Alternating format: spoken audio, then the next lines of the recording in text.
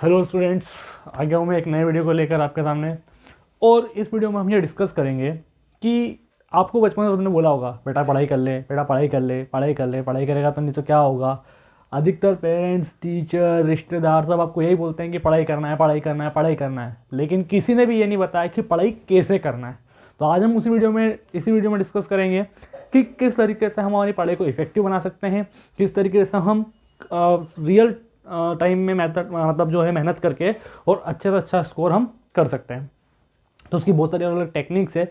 मैं 7 to 8 year से teaching line में हूँ और मैंने बहुत सारे स्टूडेंट्स को पढ़ाया है और मैंने उनकी बहुत सारी चीज़ों को जो टॉपर से टॉपर बच्चे हैं उनको और जो बहुत ही एवरेज बच्चे हैं उन्हें सभी चीज़ों को मैंने बहुत स्टडी करा है। मैंने सभी का पढ़ने का पैटर्न देखा है। मैंने पढ़ाई के ऊपर अलग अलग बुक्स पढ़ी है कि किस तरीके से जो टॉपर्स लोग रहते हैं वो अच्छे से पढ़ाई कर पाते हैं।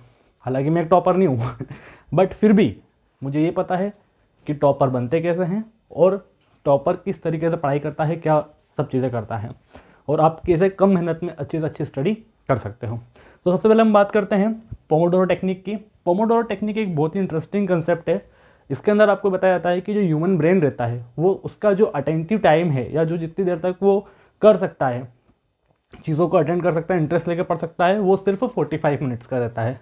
अगर आप 45 मिनट्स अच्छे से पढ़ सकते हो, उसके बाद में धीरे धीरे चीज़ें आपका इंटरेस्ट में कम होने लगता है, आपको नींद आने लगती है, ऐसा कुछ होने लगता है।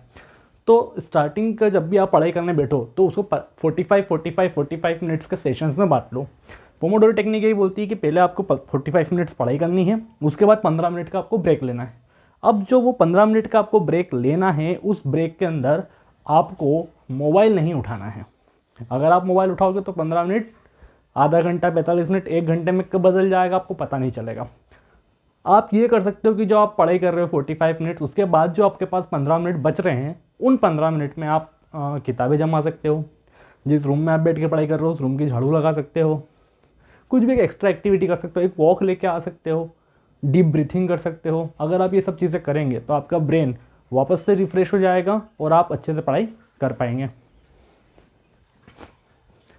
सेकेंड टेक्निक जिसकी हम बात कर रहे हैं वो है, मतलब इसी के अंदर पोमोडोरो टेक्निक में रहता है कि 5 मिनट अपन होता है क्या कि जैसे हमारा पढ़ाई करने का मन नहीं होता या हम पढ़ाई कर रहे हैं और फिर हमारी इच्छा होती है कि हमें पढ़ाई नहीं करना, हम उठ जाते हैं यहाँ से, तो उसके लिए आपको 5 मिनट्स रूल यूज़ करना है। जब भी आपका मन करे कि मुझे पढ़ाई नहीं करना तो उसमें आपको 5 मिनट अपने आप को समझाना है कि मैं 5 मिनट और पढ़ूंगा, 5 मिनट और पढ़ूंगा, बस 5 मिनट और, बस 5 मिनट और। तो जैसे आप खुद के ब्रेन को बोलोगे 5 मिनट और, तो वो जो है उस चीज़ से जो मतलब उस टाइम आपको पढ़ने से जो मन हट रहा है वो 5 मिनट के लिए लगा लेगा। और अगर आपने 5 मिनट उस मन को अच्छे से लगा लिया तो फिर बिना घड़ी देखे आप बहुत लंबे समय तक पढ़ाई कर सकते हो। सेकेंड थिंग जो है वो है एक्सप्लेन टू अदर्स। बहुत सारे स्टूडेंट्स मुझसे आके बोलते हैं अरे सर आपको तो बहुत कुछ आता है, सर आपको तो मैथ्स में इतना आता है, सर आपको इतना मैथ्स में कैसे आता है। सीधी सी बात है, मैं कभी टॉपर नहीं रहा हूँ। मेरा मैथ्स जब मेरे स्कूल टाइमिंग में इतना ज़्यादा स्ट्रॉन्ग नहीं था जितना अब है। उसका कारण ये है कि मैं इतने लंबे समय से बहुत सारी चीज़ों को दूसरों को सिखाते हुए आ रहा हूँ और जब भी इंसान कोई दूसरों को सिखाता है तो वो खुद से ज़्यादा सीख पाता है। तो अगर आपको कोई भी क्वेश्चन है या जो भी चीज़ है अगर आपको समझ आ गई है और आप चाहते हो कि वो आपके ब्रेन में लंबे समय तक रहे, तो उसके लिए आपको उसको आपके जो क्लासमेट्स है या आपके जो और भी दोस्त है उन्हें वो चीज़ एक्सप्लेन करना है।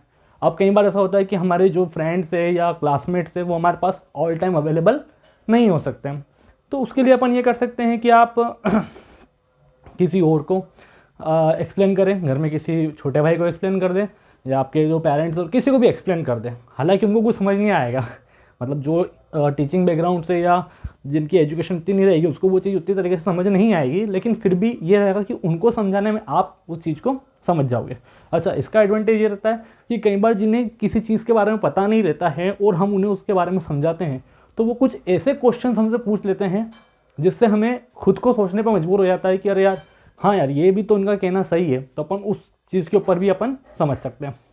अब आप बोल रहे हो कि मैं रिलेटिव से या पेरेंट्स से इतनी बात नहीं करता हूँ, मेरा फ्रेंड भी इतना कोई क्लोज नहीं है, क्लासमेट भी नहीं है, तो फिर एक और बात है, आप मिरर में देखकर खुद को वो टॉपिक जो है एक्सप्लेन करो।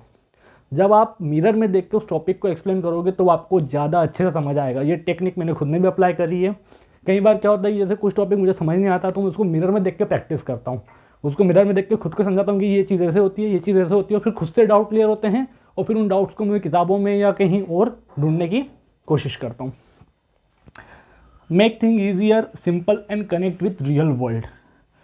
सबसे इम्पोर्टेंट चीज़ है आपको, जब आप किसी चीज़, जैसा अगर आप कोई मूवी देखते हो तो उसमें पूरा एक आप एटमॉस्फेयर बन जाता है, वहाँ पे चीज़ों को आप कनेक्ट कर पाते हो। ऐसा बहुत सारी चीज़ें रहती हैं, इसमें एक बहुत अलग अलग एक्सपेरिमेंट भी करे गए हैं कि हम जब किसी चीज़ को रिलेट करते हैं किसी चीज़ से तो वो हमें ज़्यादा समय तक याद रहती है। जैसे पर्टिकुलर कोई प्लेस है, अगर उस प्लेस पर आपके साथ कुछ इंसिडेंट हुआ है तो वो चीज़ आपको बहुत लंबे समय तक याद रहती है। जब भी आप उस प्लेस से गुजरोगे तो वो चीज़ आपको याद रहेगी कि हाँ मेरे साथ यहाँ पर ऐसा कुछ हुआ था। तो उसी तरीके से जो आप चीज़ें हैं उन सभी चीज़ों को सही तरीके से जोड़ने लगो। अब जैसे आप साइंस की बात करते हो तो साइंस तो बहुत ही ईजी है। साइंस बहुत ईजी क्यों है? क्योंकि वो पूरा रियल वर्ल्ड से जो है कनेक्टेड रहता है। तो हम चीज़ों को कनेक्ट करके समझ सकते हैं कि हाँ ये चीज़ ऐसे होती है, ये चीज़ ऐसे होती है, इससे इसका ये कनेक्शन है, इसका इसका ये कनेक्शन है। तो उससे आपको जो है ईजी रहेगा समझने में कि जब हम उसको रियल, अब जैसे कई बच्चे पूछते हैं कि सर हमको ट्रिग्नोमेट्री पढ़ा रहे हैं, हमको स्टैटिक्स पढ़ा रहे हैं, हमको ये पढ़ा रहे हैं, हमको वो पढ़ा रहे हैं, तो सब इनका एप्लीकेशन कहाँ है रियल लाइफ में, क्या काम आएगी हमारे? तो वो चीज़ें कहीं ना कहीं काम आती है। जब आप उनकी वर्ड प्रॉब्लम्स देखोगे तो वर्ड प्रॉब्लम्स आपको समझ आता है कि वो चीज़ें कहाँ पर काम आती है, तो उसको आप ध्यान से कर सकते हो। और हमें चीज़ों को बहुत कॉम्प्लिकेट नहीं करना है। जितना हम कॉम्प्लिकेट करते जाएंगे उतनी वो चीज़ें कॉम्प्लिकेट होती जाएगी। सीधा सा फंडा है मैथ से एक पेज लो, फॉर्मूले लिखो और एक फॉर्मूले पे वेरियस टाइप ऑफ जो है आप क्वेश्चंस करो। अब होता क्या है मैं आपको बता रहा हूँ। बच्चे क्या करते हैं कि एक फॉर्मूला है, एक फॉर्मूले के ऊपर एक टाइप का क्वेश्चन कर लिया, वो उनको जाता है कि हमें सब आ गया। लेकिन ऐसा होता नहीं है, क्योंकि मैथ्स कभी झूठ नहीं बोलता, मैथ्स में कभी कोई चेंजेस नहीं होते हैं। अगर आपने एक चीज़ कंसेप्ट आपका लग गया तो वो हर जगह अप्लाई हो सकता है। Exceptions are also there, but अगर कोई क्वेश्चन है तो अगर उस क्वेश्चन के अंदर आप करोगे वो वही कंसेप्ट आप अगर अप्लाई करोगे तो आप उस क्वेश्चन को ईजिली समझ पाओगे।